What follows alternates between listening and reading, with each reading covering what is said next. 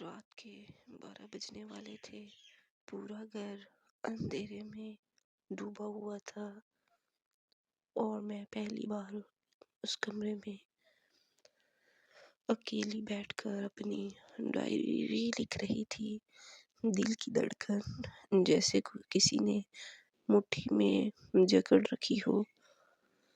خاموشی اتنی گہری تھی کہ اپنی ہی سانسیں تیز لگ رہی تھی۔ کمرے کے باہر صحن میں لٹکتی ہوئی گھڑی بار بار ہل رہی تھی، حالانکہ ہوا بالکل بند تھی۔ میں نے پہلی بار گھبرا کر دروازے کی طرف دیکھا۔ دروازہ آہستہ آہستہ خود ہی چرچرا کر کھلنے لگا۔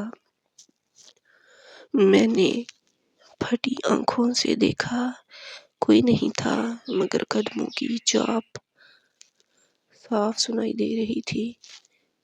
میں چند مہینے پہلے ہی اس گھر میں آئی تھی۔ یہ گھر میرے مرحوم نانا کا تھا، جنہیں میں دنیا میں سب سے زیادہ چاہتی تھی۔ وہ ہمیشہ کہتے تھے، بیٹا، اندھیرا کبھی نقصان نہیں دیتا، ڈر تمہارے اندر ہوتا ہے۔ اچانک وہی خوشبو آئی جو ان کی زندگی میں آتی تھی۔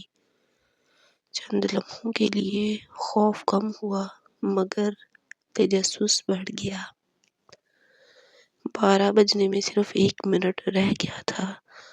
میں نے فیصلہ کیا، جو بھی ہے اسے دیکھوں گی، سامنا کروں گی۔ میں آہستہ آہستہ کمرے سے باہر نکلی۔ پورا گھر جیسے کسی اندیکھے بوجھ سے بھرا ہوا تھا۔ لاؤنج کی کھڑکی خود بخود کھلی اور چاندنی فرش پر پھیل گئی۔ اسی روشنی میں مجھے ایک دھندلی سی شیشہ شبیہ دکھائی دی۔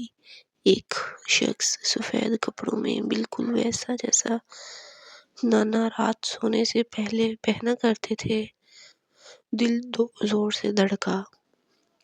میں نے آنکھیں جھپکیں، وہ پرچھائی یا شبیہ قریب آ گئی اور میرے کان میں دھیمی آواز میں آئی، ڈرو نہیں، میں تمہیں اکیلا نہیں چھوڑوں گا۔ میں رو پڑی۔ آواز بالکل نانا جیسی تھی، لیکن وہ تو کئی سال پہلے جا چکے تھے۔ میں نے ہمت کر کے پوچھا، نانا، کیا واقعی آپ ہیں؟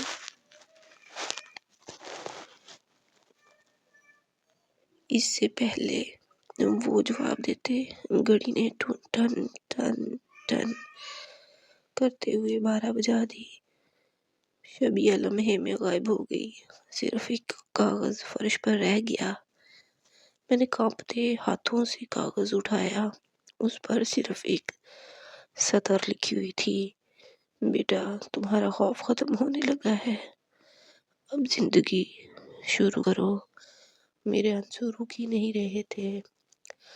جانے وہ خواب تھا، وہم یا کوئی پیغام، لیکن ایک بات یقینی تھی، اس رات 12 بجنے سے پہلے